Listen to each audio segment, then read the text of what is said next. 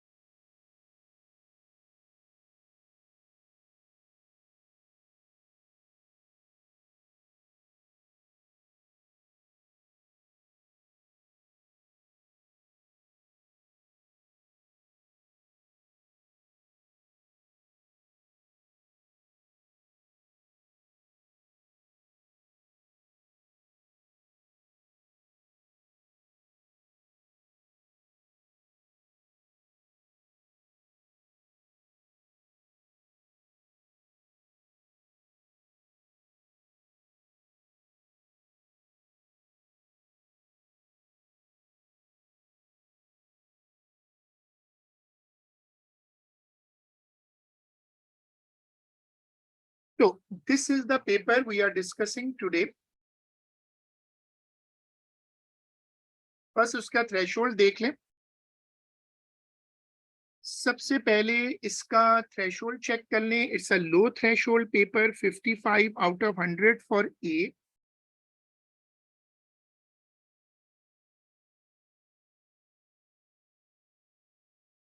देखो पहला question, define gravitational field strength.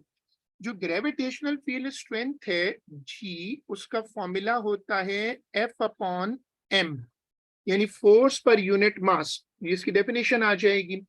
Isolated, ये एक परमानेंट वर्ड है इस चैप्टर का. Planet is a uniform sphere of radius. Its mass of this may be considered to be a point mass concentrated at its center. The planet rotates about its axis with a period of 24.6. For an object resting on the surface of the planet at the equator, calculate to 3 the gravitational field strength.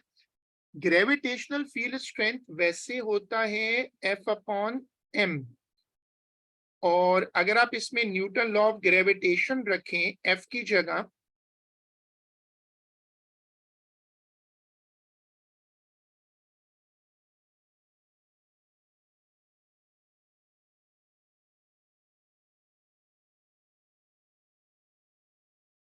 तो ये formula बन जाता है. एक approach आपको radius दिया हुआ है, स्फीयर ऑफ रेडियस दिस. इसमें सारी वैल्यूज प्लग इन करें.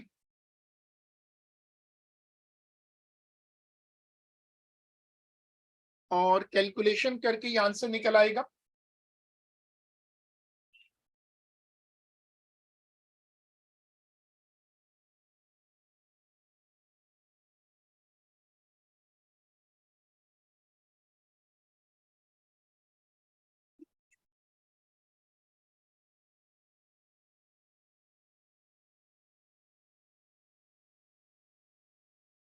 The centripetal acceleration. अब सेंट्रीपिटल एक्सेलरेशन जो होता है वो होता है A is equal to v² होता है, और दूसरा होता है omega square into are.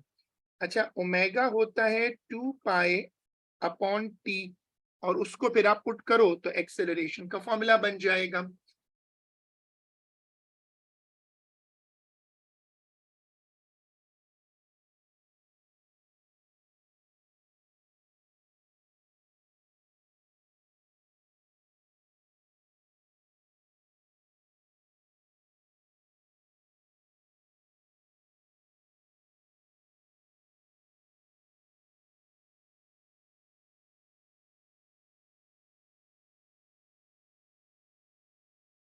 the force per unit mass exerted on the object by the surface of the planet. The force per unit mass exerted on the object by the surface. अब ये surface का issue ये है कि जब ये surface पे इसको रखेंगे, जब ये इसको सरफेस पे रखेंगे तो प्लैनेट इसको अपनी ग्रेविटी से पुल करेगा।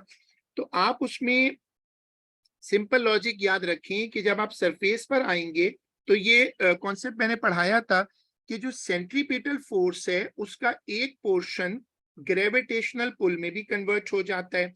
यानी जो ग्रेविटी है वो दो बड़े काम करती है, उसका एक पोर्शन चीजों को अपनी तरफ पुल करता है और दूसरा पोर्शन चीजों को रोटेट करता है। ये दोनों का फर्क है। तो अब आप क्या करोगे कि उसने आपको ऊपर वैल्यू कैलकुलेट कराई है ना, सेंट्रीपिटल एक्सेलरेशन, तो इसको और जी की वैल्यू को माइनस कर दो।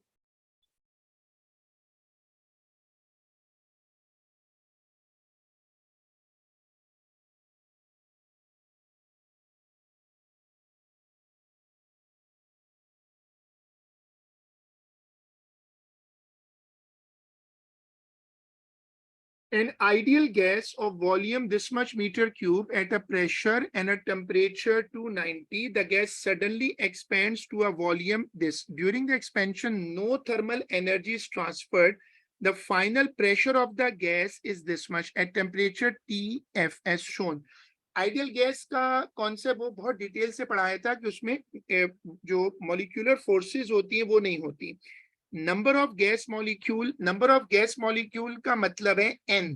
जो एन होता है वो आपके पास दो फॉर्मूला में प्रोमिनेंट आता है, एक तो PV is equal to N K T और दूसरा फिर ये वाला फॉर्मूला होता है N is equal to N into N A और उसके साथ होता है PV is equal to NRT.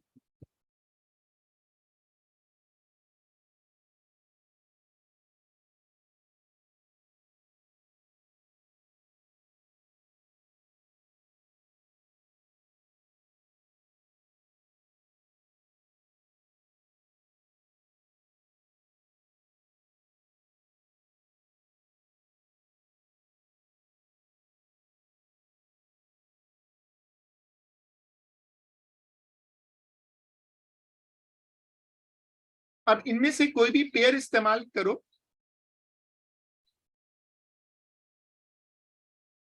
अब इसमें ये जो वर्किंग हुई इसमें पीजी और एनआरटी इस्तेमाल हुआ है और उसके साथ जो दूसरा वाला है वो फिर मोल में कन्वर्ट कर लो और उससे मल्टीप्लाई कर लो एवोगाड्रो से। जैसे मैंने कहा था ये पेपर जो मैं देता हूं आप करके रखो, उसमें टाइम बचेगा। जाहिर सी बात है पेपर डिस्कशन जो होती है उसका मतलब ही ये है कि आपके पास पेपर पार्शियली या फुली जो है वो सॉल्व हुआ हो।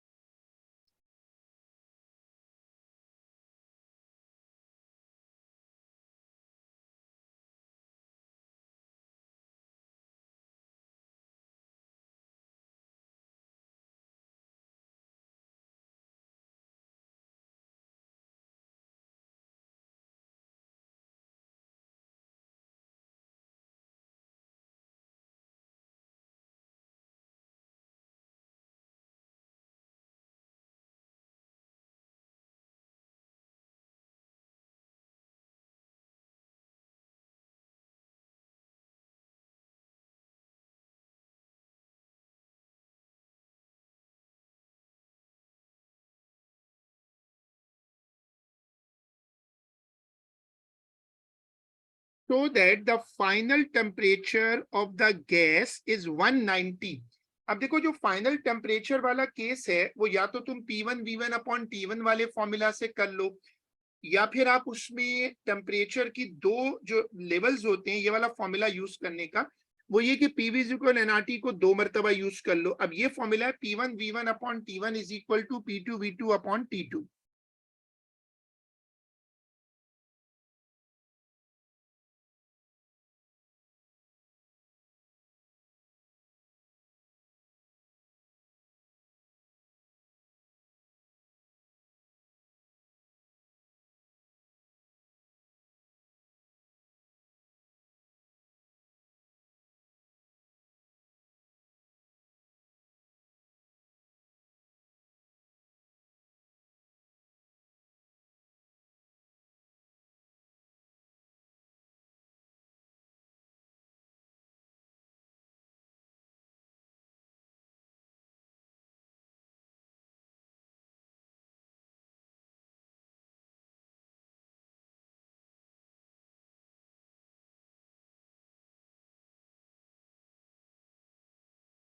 हाँ, हम इसको रोल करते जाएंगे, तुम अपना सारे आंसर्स कंपेयर कर लो और फिर वो जाहिर है कि वो इस तरह बनाए हुए ना कि हम एक्चुअली सारे पार्ट्स एक एक मरतबा स्क्रॉल करते जा रहे हैं। The average translational kinetic energy of a molecule of an ideal gas is given. Calculate the increase in internal energy of the gas. देखो आइडियल गैस है ना, तो वैसे तो डेल्टा यू जो होता है वो होता है delta E P plus delta E K, लेकिन ये इसमें जीरो हो जाता है। Delta U is equal to delta E K, तो डेल्टा ई के जो होगा वो half, sorry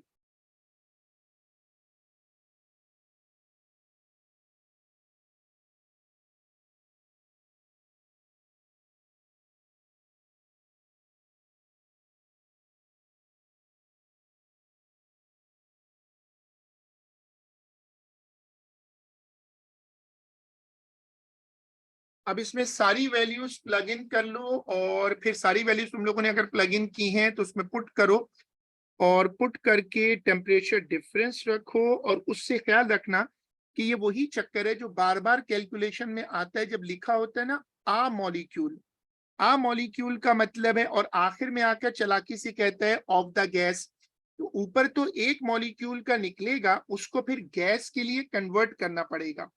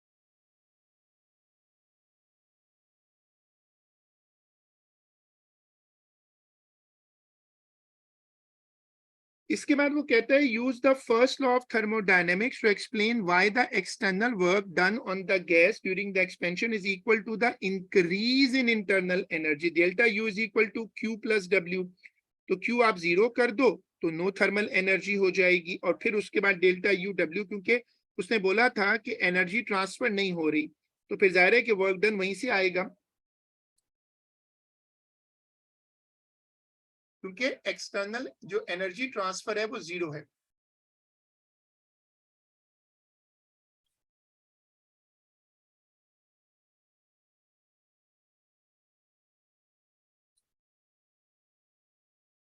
A U-shaped tube contains some liquid. The liquid column in each half of the tube has length L.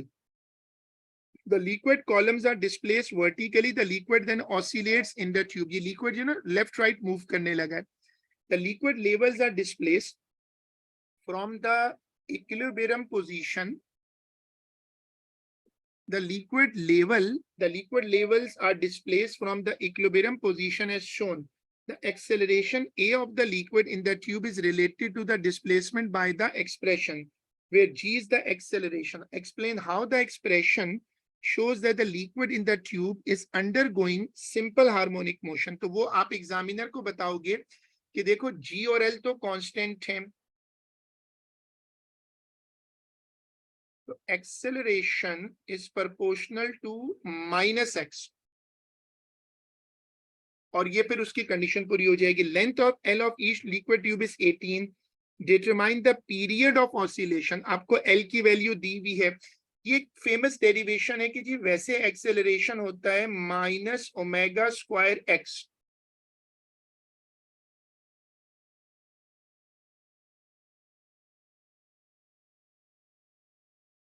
और आप इसको गिवन क्वेश्चन के बराबर कर दो -g upon L into X, compare कर लो तो omega square is equal to G upon L omega is equal to under root G upon L.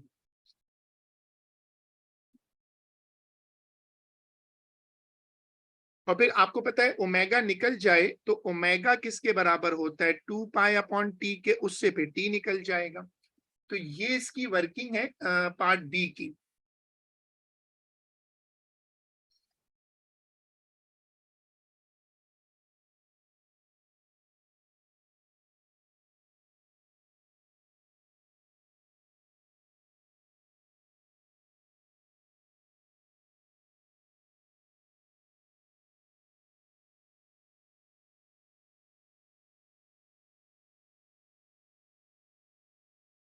The oscillation of the liquid in the tube are damped. Damping का मतलब होता है, damping कहते हैं resistance to oscillation. In any one complete cycle of the oscillation, the amplitude decreases by 6% of its value at the beginning of the oscillation.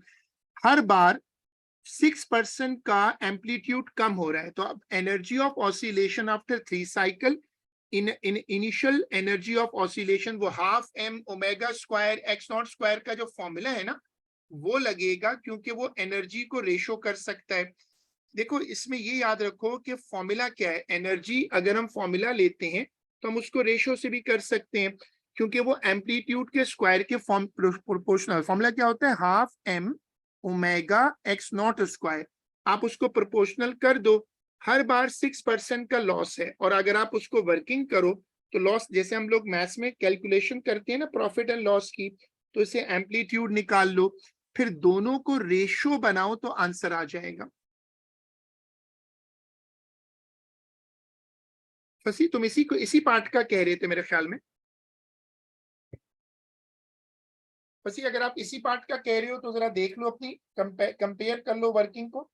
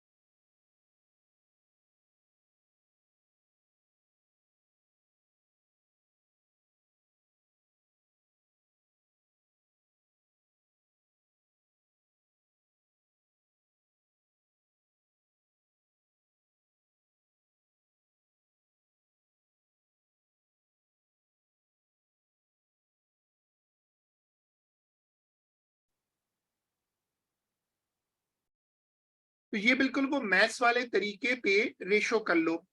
अच्छा, फिर उसके बाद क्वेश्चन नंबर 4, अ साइनोसॉइडल कैरियर। ये बेसिकली जो टॉपिक है ये अब हमारे कोर्स में नहीं है, ये टेलीकम्युनिकेशन जो है ना। Number 5, an isolated metal sphere of radius r is charged so that the electric potential at its surface is V naught.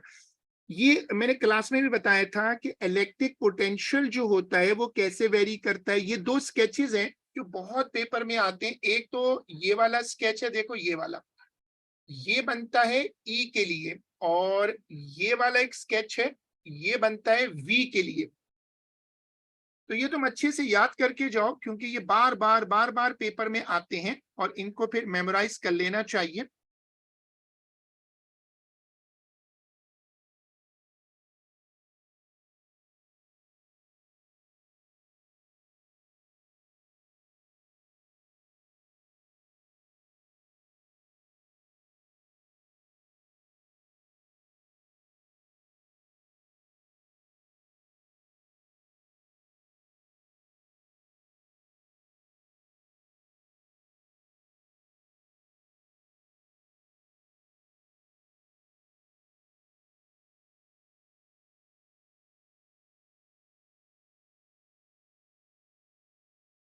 Photons having wavelength lambda are incident on a metal surface. The maximum wavelength for which there is emission of electron is this. अब इसने अचानक से ना उसमें switch करके photon पे चला गया। Photon of wavelength lambda naught by 2, the maximum kinetic energy is E max. sketch the variation with wavelength of maximum ek for values of wavelength between lambda naught upon 3 and lambda is equal to lambda naught. ये सवाल थोड़ा tricky है, इसको पहले अगर आपने किया है तो गौर से पढ़ा होगा, तब जाकर ये समझ आता है।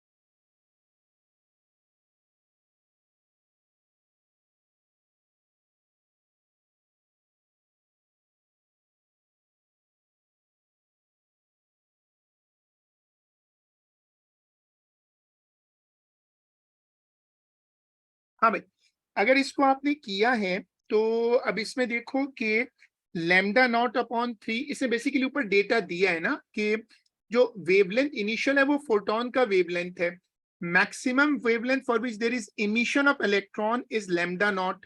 लैम्डा नॉट पर फोटो इलेक्ट्रिक इफेक्ट शुरू होगा, वो थ्रेशोल्ड वाला जो चक्कर है ना वो। For maximum wavelength for photons of wavelength lambda naught upon to the maximum ek is E max। अब उसने आपको डेटा वैल्यूज ऊपर दी हैं टेबल बना के ना, सिर्फ आपको ये समझना है कि आप इसको जब प्लॉट करोगे तो कैसे प्लॉट करोगे। लैम्डा नॉट आखिर में आएगा, लैम्डा नॉट थ्रेशोल्ड बन जाएगा,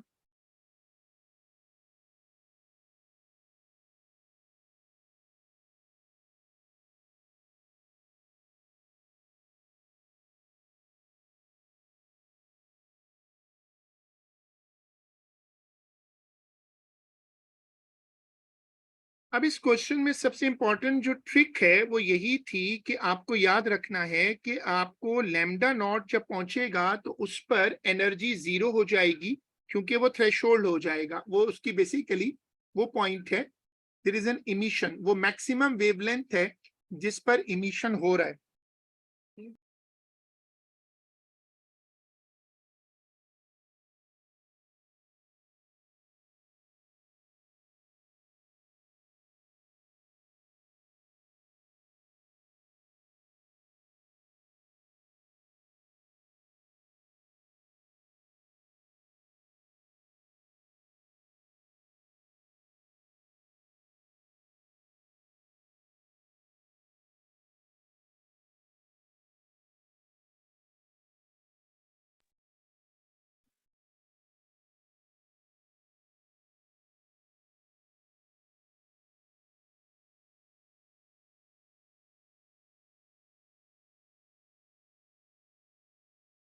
अब फसी, तुम इस वाले क्वेश्चन का भी पूछ रहे थे ना, you are asking for this question also right.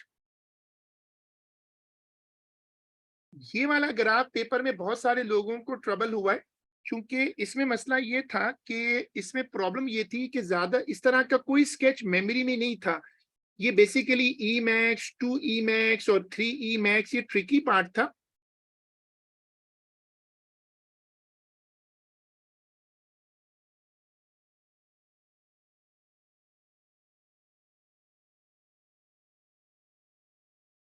A pure sample of a radioactive isotope contains n not nuclei. The half-life of the isotope is T half. The product of the radioactive decay is stable.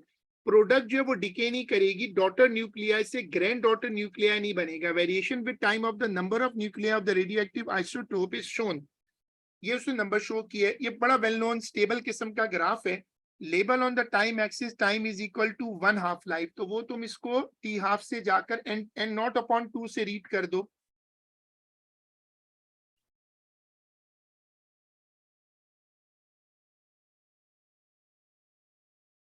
ये product का जो graph होता है वो मैंने पिछली class में समझाया था कि वो ऊपर जाता है, प्रोडक्ट का ग्राफ नीचे आता है। जो लोग केमिस्ट्री लेते हैं उन्होंने इस तरह का ग्राफ वैसे भी पढ़ा हुआ है जैसे जैसे रिएक्टेंट कम होते जाते हैं, प्रोडक्ट बढ़ती जाती है, हाफ लाइफ पे दोनों मीट कर जाएंगे। जो डीके का ग्राफ है वो नीचे आएगा और प्रोडक्ट का ग्राफ ऊपर जाएगा।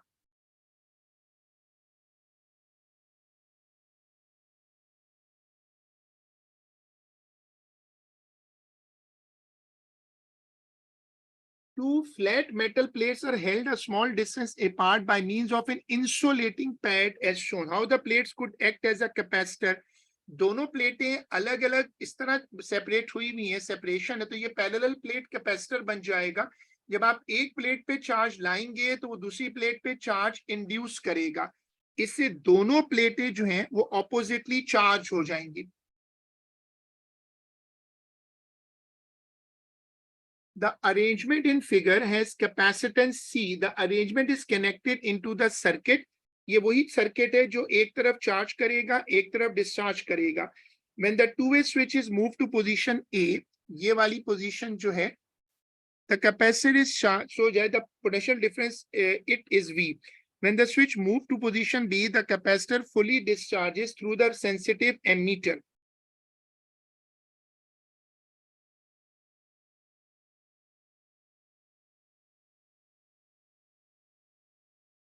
देखो ये वाला डिस्चार्ज करेगा।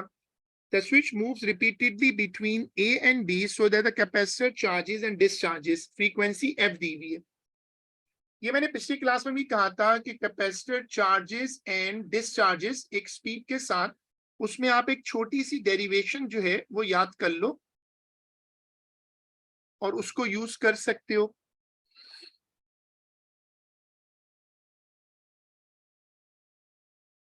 Show that the average current in the ammeter is given by this. ये वो डेरिवेशन है जो आप मेमोराइज कर लो। पहले I is equal to Q upon T है और उसी से डेरिवेशन बनती है।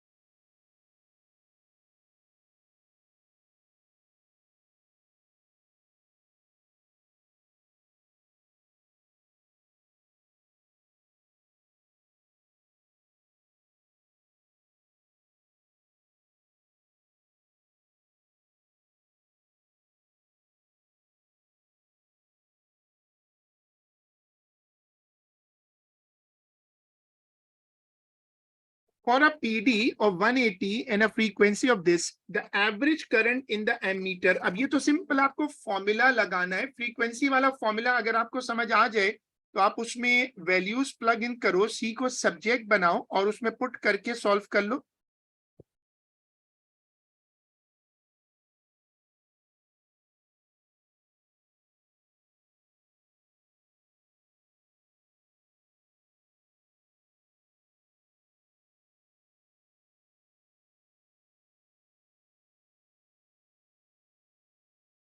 Then he says a second capacitor is connected into the circuit. The two capacitors are connected in parallel. जब आप capacitors को parallel में लगाते हैं तो capacitance जो है वो बढ़ती है, C बढ़ जाता है और इसीलिए can explain the change in the average current in the ammeter. जब पैरेलल में वैसे कोई चीज लगे तो रेजिस्टेंस तो कम हो जाती है। अब ये दोनों कॉन्सेप्ट्स कनेक्ट करो, पैरेलल में कैपेसिटेंस कम हो जाती है और जो रेजिस्टेंस कैपेसिटेंस बढ़ती है और करंट कम हो जाता है। ये करंट की बात कर रहे हैं, तो जब जाहिर है रेजिस्टेंस कम हो जाएगी, जब रेजिस्टेंस कम हो जाएगी तो करंट बढ़ेगा।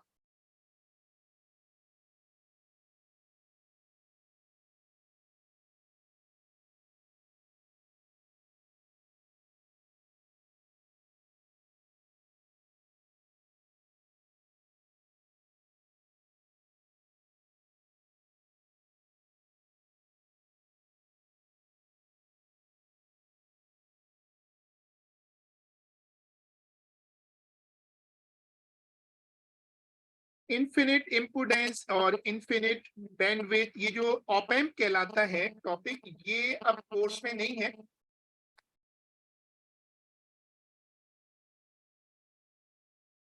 डिफाइन मैग्नेटिक फ्लक्स डेंसिटी, ये बी कहलाता है। इसके दो डेफिनेशन हो सकती, एक बी आई एल से कर सकते हो तुम, और दूसरा क्यू वी बी से कर सकते हो। इनमें से किसी को भी यूज कर लो, और मैंने दोनों डेरिवेशंस लिखवाई हुई हैं, डेफिनेशन सॉरी, उससे डिफाइन कर दो। Electrons each of mass m and charge q are accelerated from rest in a vacuum through a potential difference.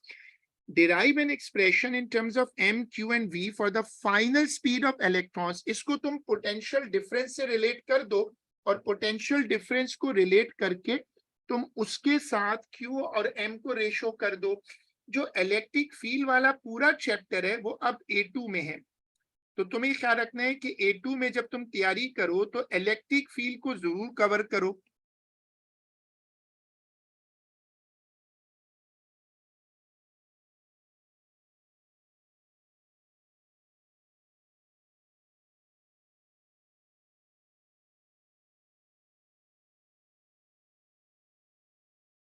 अब ये डेरिवेशन एएस वाले इलेक्ट्रिक फील्ड से है। मैंने जब नॉर्मल क्लासेस की थी तो इस चैप्टर पे तो मैंने आपको समझाया था कि इलेक्ट्रिक फील्ड को आप जरूर एएस से भी कवर करें, और मैंने कुछ हिस्सा उसका कवर भी किया हुआ है। अगर आपके पास नोट्स हैं और आप देखोगे तो ये टॉपिक वहां से भी कवर करना पड़ेगा, ताकि वो एएस वाली जो डेरिवेशंस हैं वो भी आपको आती हो। जाहिर है इसके पास पेपर तो A2 में नहीं मिलेंगे ना, इसके जो पास पेपर हैं वो एएस वाली तुम्हारी जो बुक अगर पढ़ी भी है तो उससे मिल जाएंगे। उस वक्त मुझे याद पड़ता है कुछ बच्चों ने वो एएस के इलेक्ट्रिक फील्ड के जो पीडीएफ वर्जन है वो पोस्ट भी की थी।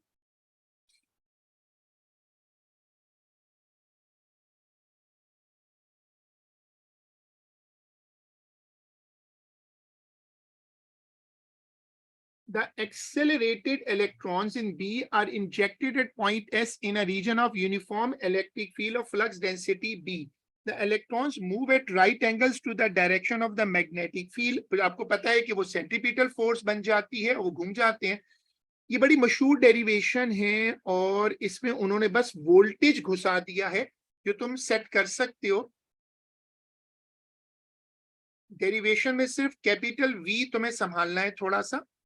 और मशहूर कॉन्सेप्ट है इस चैप्टर का, magnetic force is equal to centripetal force.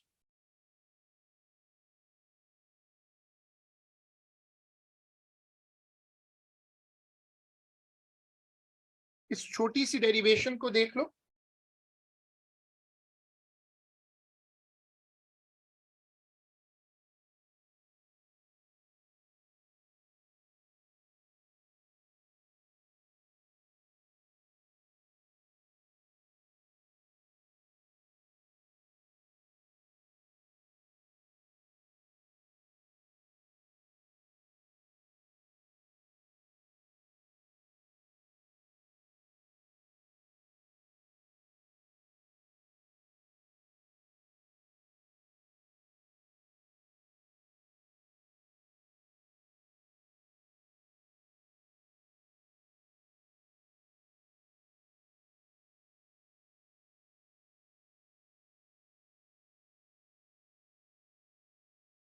ठीक है, अब वो बात याद रखना कि तुम इसको इलेक्ट्रिक फील्ड के टॉपिक को एएस की पास पेपर बुक से जरूर देखो। Electrons are accelerated through a potential difference of 230 volt.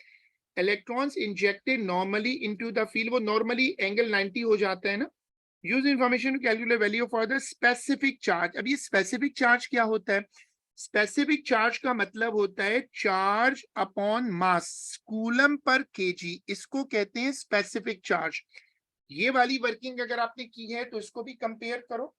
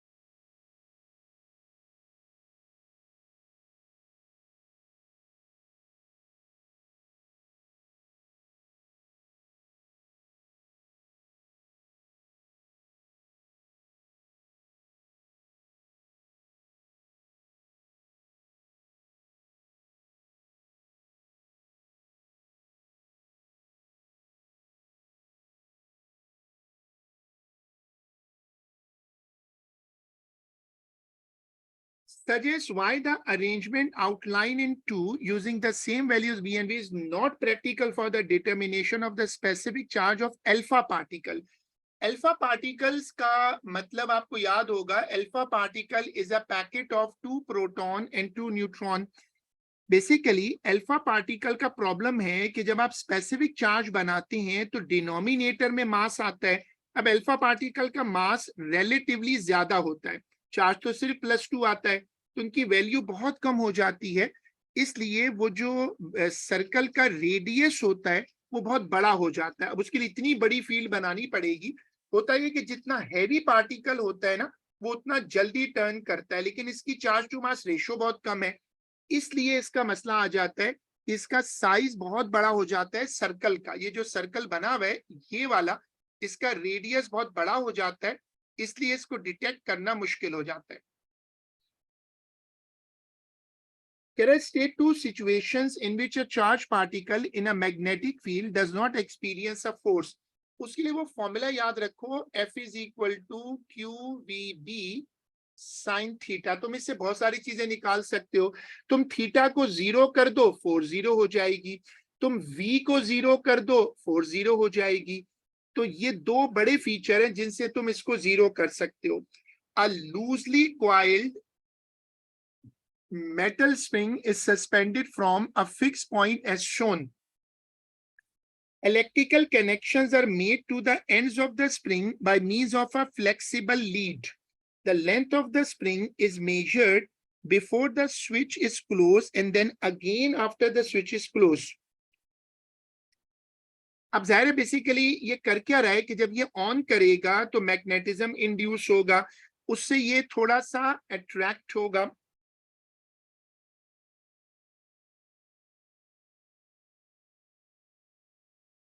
When the switch is closed, a magnetic field is set up around each coil of the spring. By reference to these magnetic field explains why there is a change in length of the spring, whether the spring extend or contract. ये सवाल थोड़ा हटके था.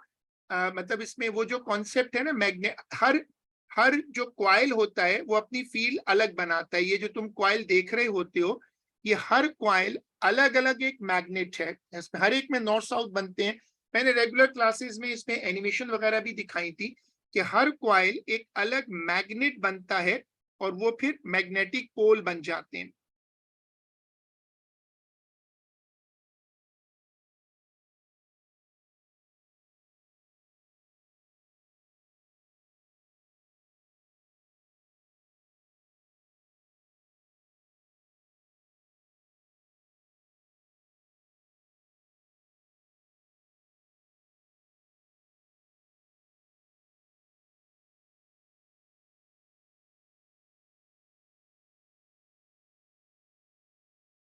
When with the switch in B closed, the small mass on the free end of the switch is made to oscillate. अब वो कह रहे हैं मैं उसको हिलाऊंगा, जब वो हिलाएगा तो फ्लक्स कटेगा.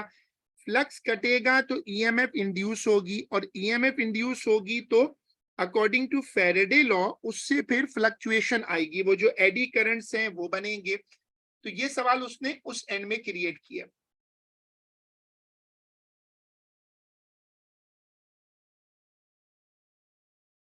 By reference to heating effect explains what is meant by the RMS. RMS क्या होता है कि जब तुम AC को DC से कंपेयर करो और rate of heat loss same हो तो उस वक्त हम RMS का लफ्ज यूज करते हैं. AC के RMS का मतलब ये है कि उसी अमाउंट उसी रेट से हीट प्रोड्यूस हो रही हो DC सर्किट में.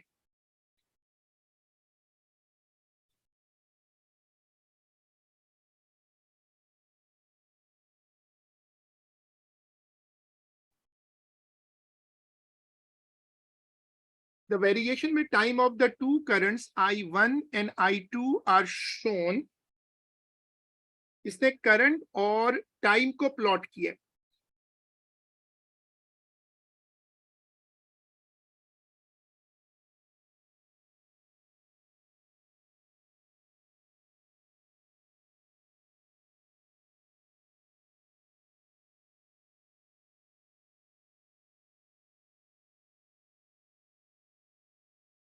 उसके बाद एग्जामिनर ने एक और ग्राफ भी बना दिए.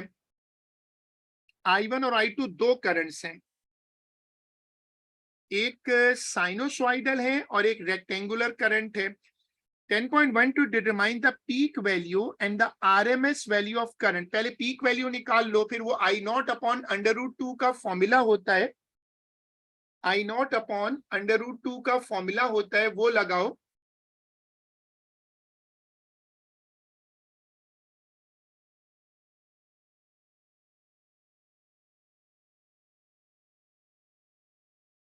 Ten point two determine the peak value and the RMS value of the current. Method दोनों जगह सेम है। आरएमएस वैल्यू उसमें तो चूंकि लाइन स्ट्रेट हो जाएगी ना, दूसरे वाले में,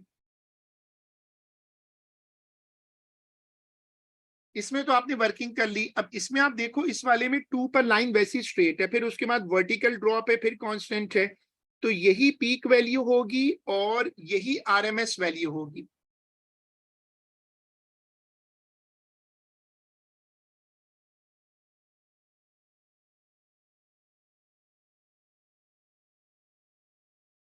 Here he says variation with time of the supply voltage to a house is given by the expression where V is in volt, T in second, K is a constant with unit radian per second. Frequency of the supply voltage is 15 hertz.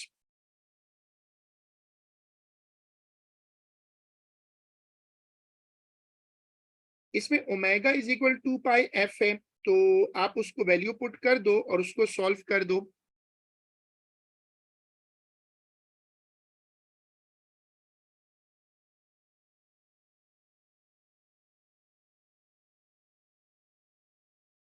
जो basic equation होती है वो याद रखें, तो confusion कभी नहीं होगी कि V is equal to V0 sine 2 pi F T. ये बेसिक इक्वेशन है।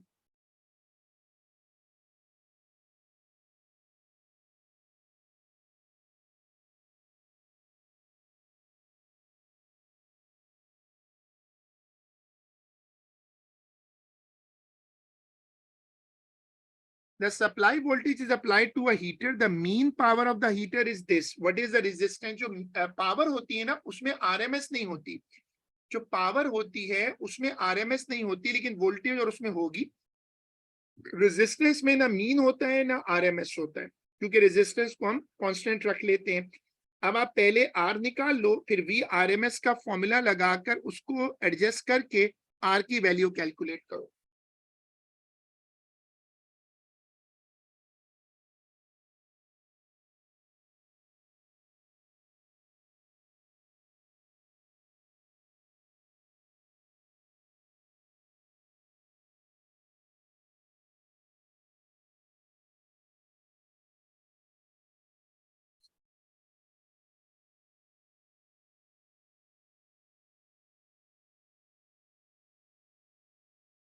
State the purpose of computed tomography, CT scan, outline the principle of CT scan। ये अच्छे खासे मार्क्स दे रहा होता है। देखो 5 मार्क्स का ब्लॉक है पूरा।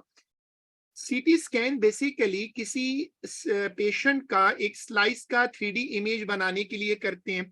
हम उसमें एक पेशेंट को स्ट्रेचर पे रखते हैं, हम उसको मूव करते हैं, एक कैमरा होता है, एक्सरे कैमरा, वो उस पोजीशन पे चारों तरफ घूमता है, मल्टीपल इमेजेस लेता है और फिर कंप्यूटर उनको जोड़कर एक 3D रोटेटेबल इमेज बनाता है। ये एक मर्तबा सीटी स्कैन, अल्ट्रासाउंड और ये सब जो है, मैंने एक मर्तबा आपको बताया था कि मैंने इनके नोट्स वगैरह भी शेयर किए थे। एक मर्तबा इनको आप मार्किंग स्कीम से अच्छे से याद कर लो और ये क्वेश्चन बार बार रिपीट होता है, तो ये बिल्कुल सॉलिड मार्क्स हैं। जो आपको एक्सरे या सीटी स्कैन या अल्ट्रासाउंड, इनमें से कोई एक भी मिल जाए तो ये फ्री के मार्क्स हैं।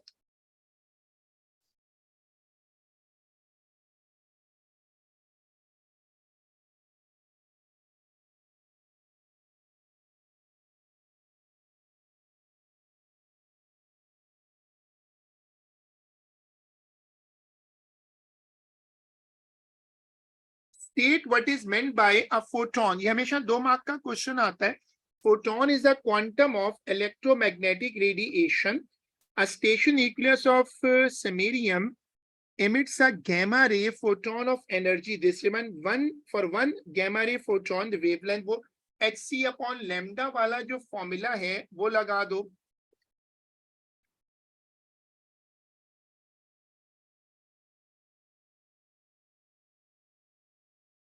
और वो सारी वैल्यूज पुट कर दो। मोमेंटम के लिए डी ब्रॉगली वाला फॉर्मूला यूज कर लो, lambda is equal to h upon P.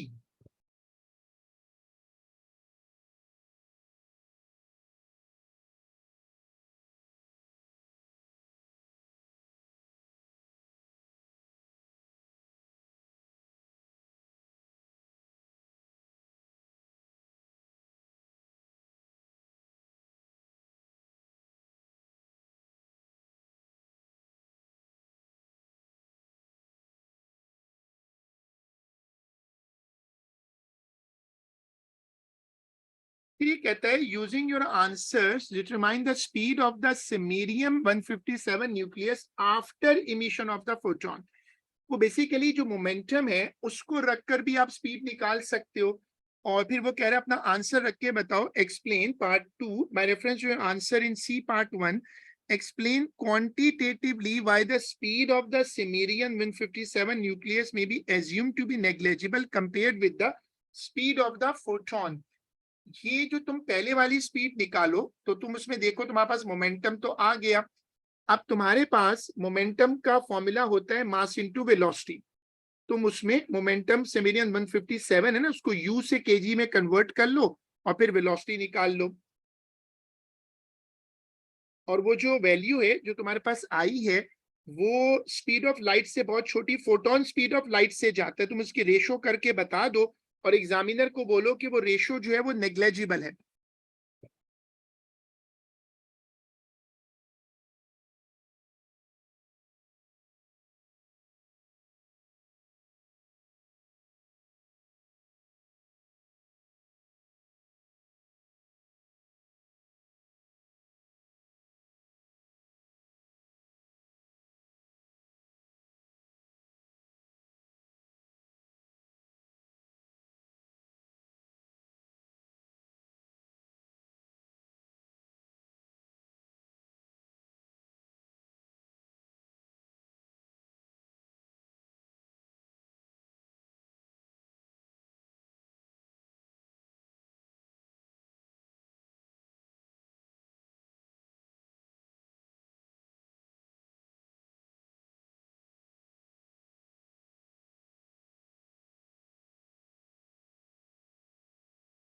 ठीक है, तो ये आपने कंपेयर कर लिया और इसको फिर हम यहीं तक रख लेते हैं। ये हमारी पेपर माशाल्लाह कंप्लीट हो गया और हम इसको फिर इंशाल्लाह अपनी अगली क्लास में करें।